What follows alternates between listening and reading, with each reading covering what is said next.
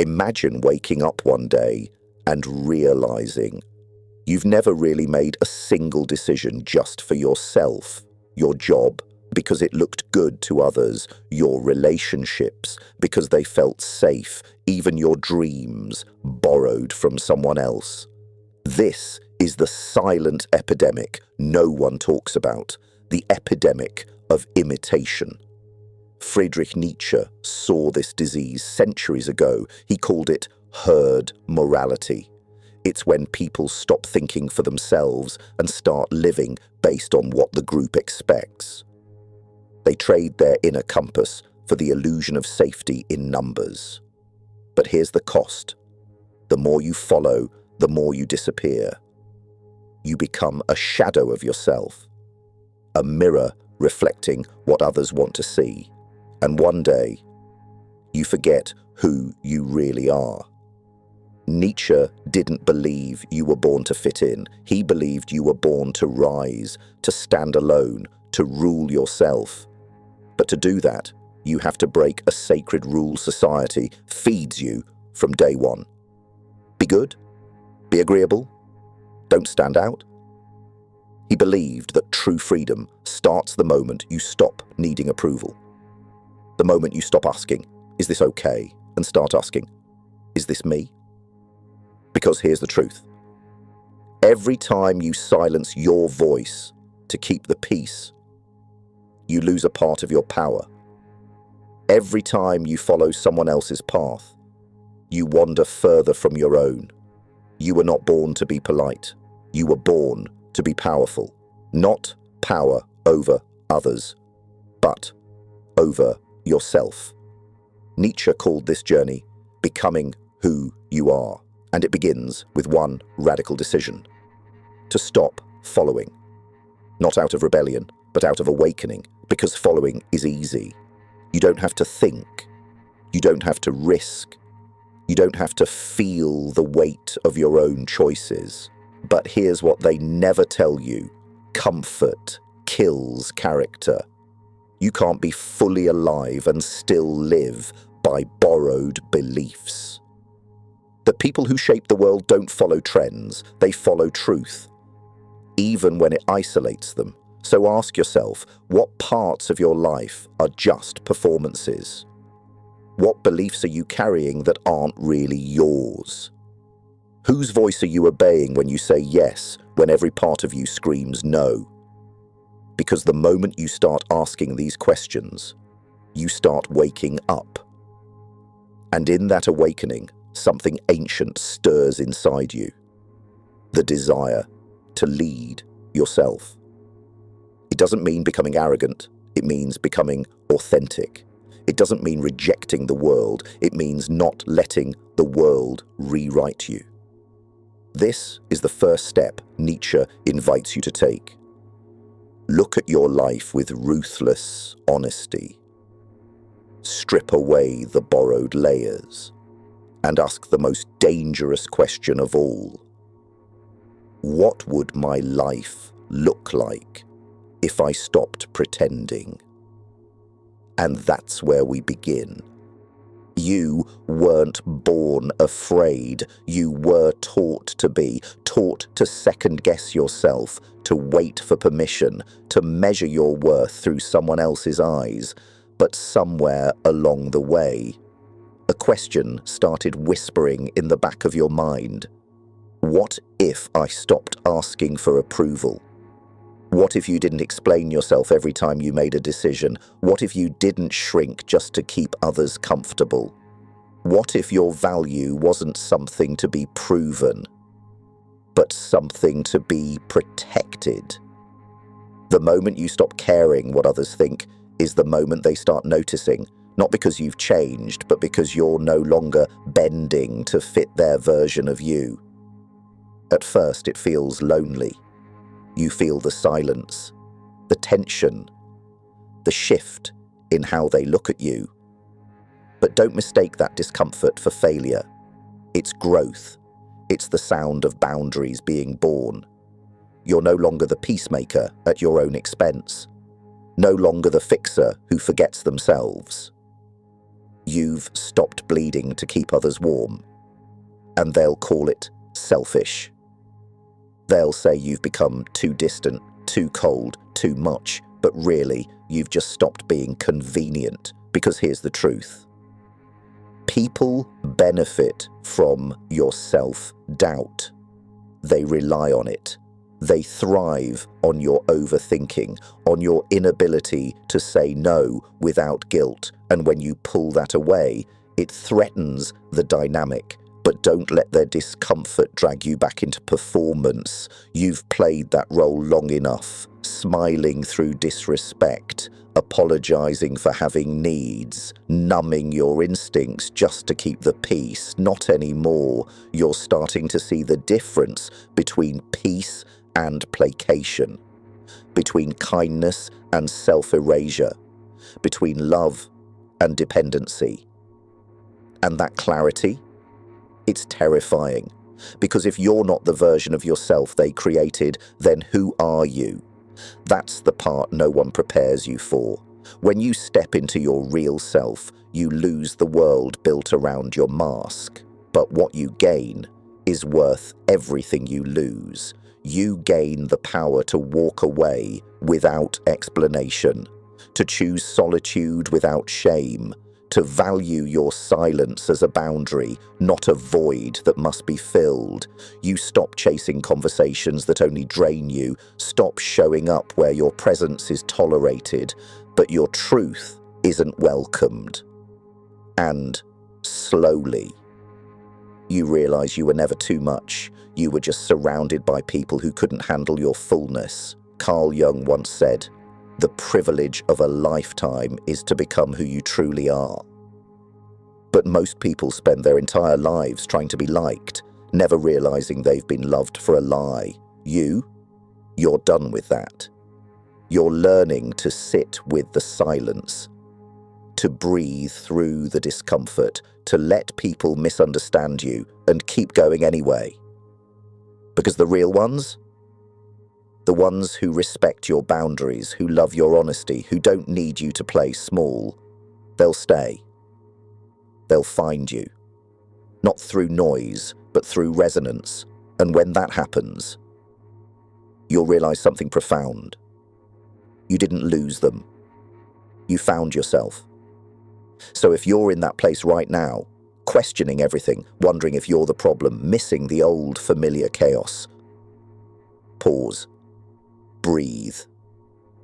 And remember, this isn't isolation, it's initiation. You're not falling apart. You're unfolding, unlearning, becoming. And if that makes others uncomfortable, let them be. You're not here to be understood by everyone. You're here to be free. You've spent so long tightening your grip on expectations, on appearances, on the idea that being in control would finally bring you peace. But it didn't. It only made you tired, frustrated, disconnected, because control is a myth. The more you chase it, the more life slips through your fingers, like trying to hold water in your hands. Michel de Montaigne understood this. He wrote, "A man who fears suffering is already suffering from what he fears." We try to outsmart discomfort, but in doing so, we amplify it. You're not tired because you've failed. You're tired because you've tried to be everything to everyone, constantly adjusting, endlessly apologizing, always calculating the right thing to say. But here's the truth. Freedom begins the moment you stop performing. You stop explaining your every decision. You stop decorating your flaws as if they need permission to exist. You stop sacrificing your joy just to keep others comfortable. And you realize your imperfection isn't something to be fixed. It's something to be honored. When Montaigne said, "The greatest thing in the world is to know how to belong to oneself," he wasn't being poetic.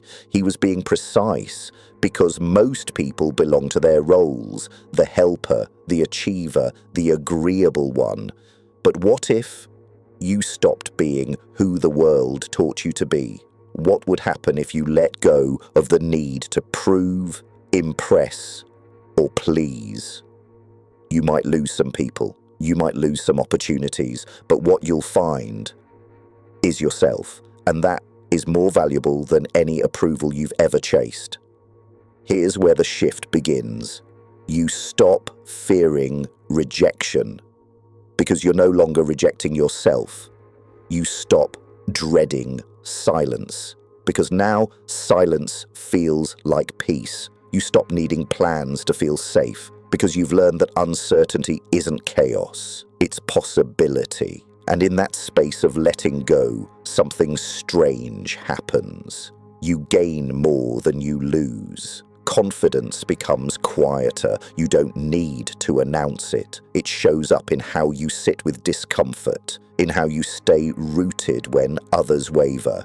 You no longer need to be liked by everyone because you've started liking yourself.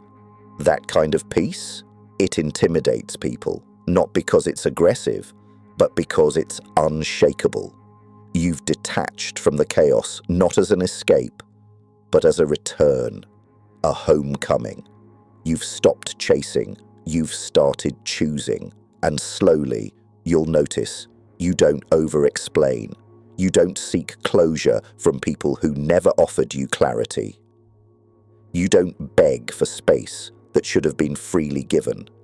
Instead, you protect your peace like sacred ground. And you hold yourself like someone finally worth holding. So the next time the world demands a version of you that no longer fits, you'll smile softly and step away. Not out of anger, but out of alignment. Because now, you're not trying to be someone. You're learning to simply be.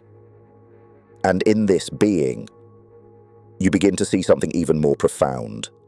Letting go doesn't mean you have less. It means what remains is finally real. And that realization, that's where we begin the next part of this journey, the part where solitude becomes strength and peace becomes your power. There comes a moment when the silence stops feeling empty and starts feeling sacred. At first, you resist it. You try to fill the space with music, with conversations, with distractions. But nothing satisfies, because what you're really avoiding is yourself. You've been so busy performing, pleasing, proving. You forgot what it feels like to simply be, to sit in your own presence without expectations, without noise, without needing to explain who you are. Montaigne once said, "The greatest thing in the world is to know how to belong to oneself." And now you're learning how to do just that. You stop waiting for the text. You stop checking if they've watched your story. You stop measuring your worth by the reaction of people who never really saw you in the first place. And in that space, something radical happens. You start hearing your own voice again. Not the voice shaped by fear or perfection, not the voice trained to say what others want to hear, but the voice beneath all that, the quiet, clear whisper of your truth. And it's terrifying because it asks you to change, to shed the masks, to disappoint those who only loved your performance. But that's the price of freedom. You cannot be real and approved by everyone. You cannot be honest and liked by all. So instead of seeking comfort, you start choosing courage. You make peace with being misunderstood. You realize that the people who matter don't need the version of you that's always agreeable. They want the version that's real. That's how solitude becomes strength. Because in that silence, you build resilience, not the kind that fights back, but the kind that no longer needs to. You stop explaining, you stop chasing, you stop shrinking to make others feel tall, And little by little, you find yourself drawn to people who see you. Not for what you can give, but for who you truly are. Your boundaries stop feeling like walls and start becoming invitations for the right people to walk through.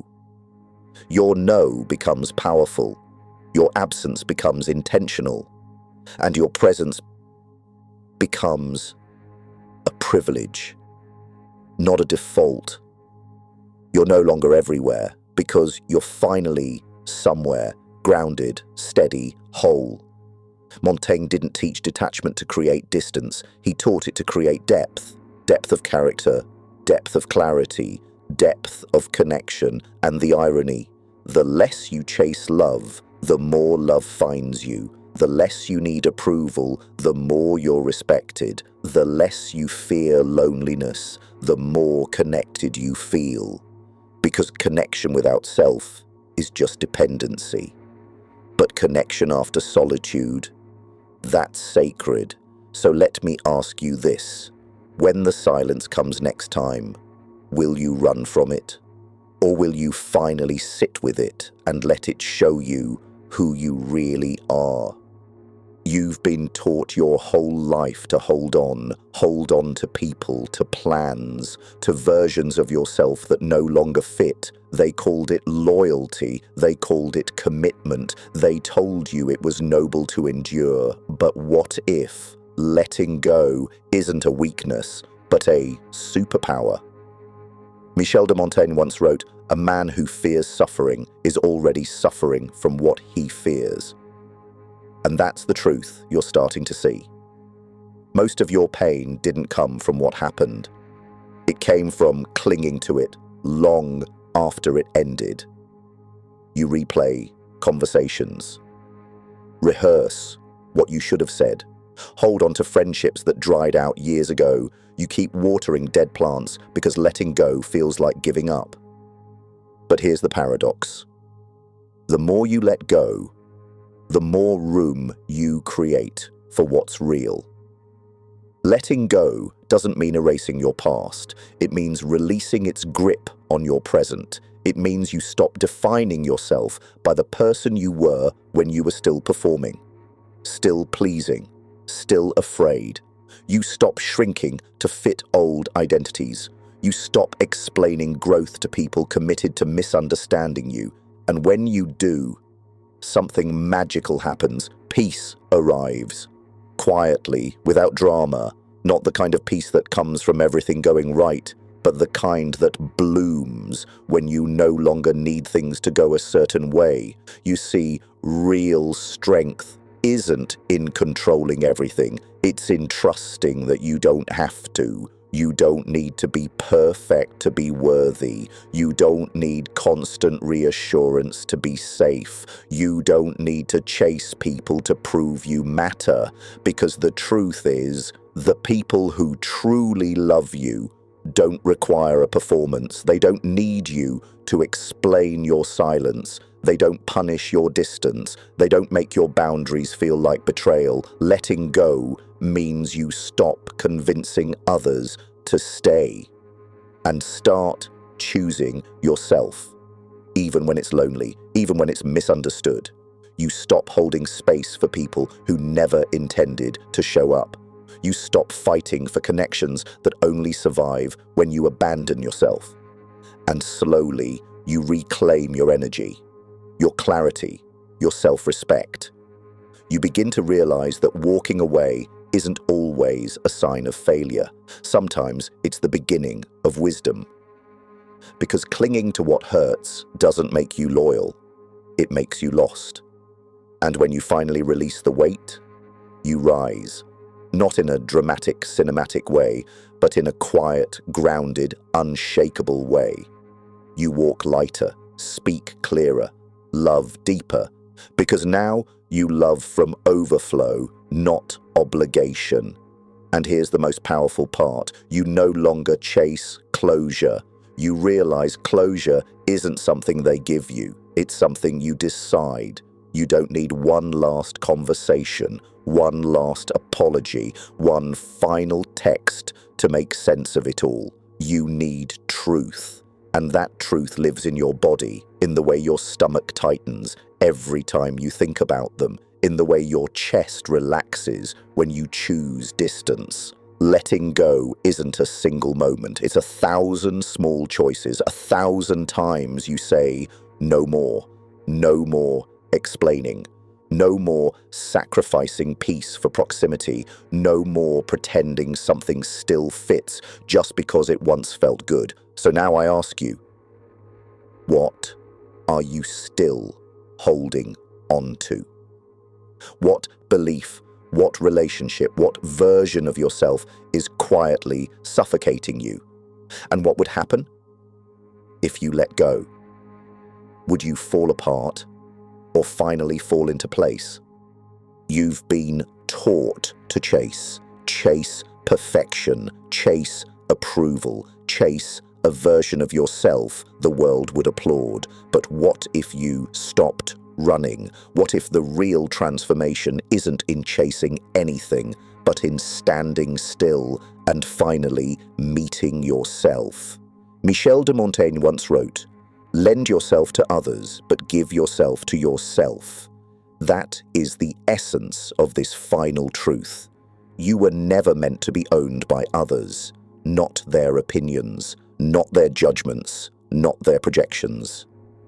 And yet, for most of your life, you gave yourself away, piece by piece, in every yes that was really a no, in every silence that screamed, in every time you shrank to avoid discomfort. You became a version of yourself that made everyone else comfortable and accept you.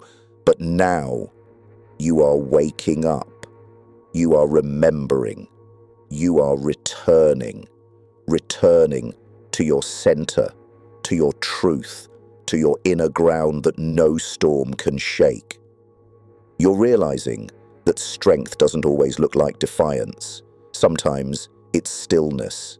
Sometimes it's smiling without explaining. Sometimes it's walking away, calm, not bitter, because the most powerful version of you isn't loud, isn't desperate, isn't performing.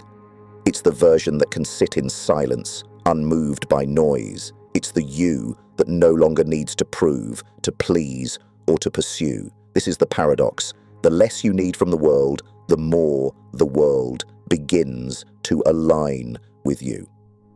Not because you forced it, but because you've finally stopped leaking your power. You've reclaimed your boundaries, your values, your energy, and with that comes something rare. Peace that doesn't depend on circumstances, joy that isn't borrowed, confidence that doesn't ask for permission. This is the kind of presence that cannot be faked. It's not curated. It's not optimized for attention. It just is. It's quiet. It's real. It's undeniable.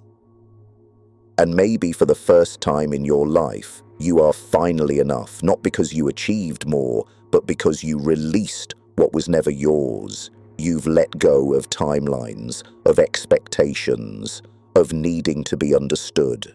You've learned that not every closure comes in words. Some closures are choices, quiet decisions made in the sacred space of solitude. You've stopped chasing apologies that never came. You've stopped opening doors for people who only ever knock to take. You've stopped negotiating with versions of yourself that no longer serve you. And in that letting go, you didn't lose. You gained everything. So now I ask you, what are you still holding on to that's holding you back? What illusion still whispers in your ear that you must be more, prove more, give more? And what would happen if today you simply decided that you're already whole? Would the world collapse? Or would you finally rise,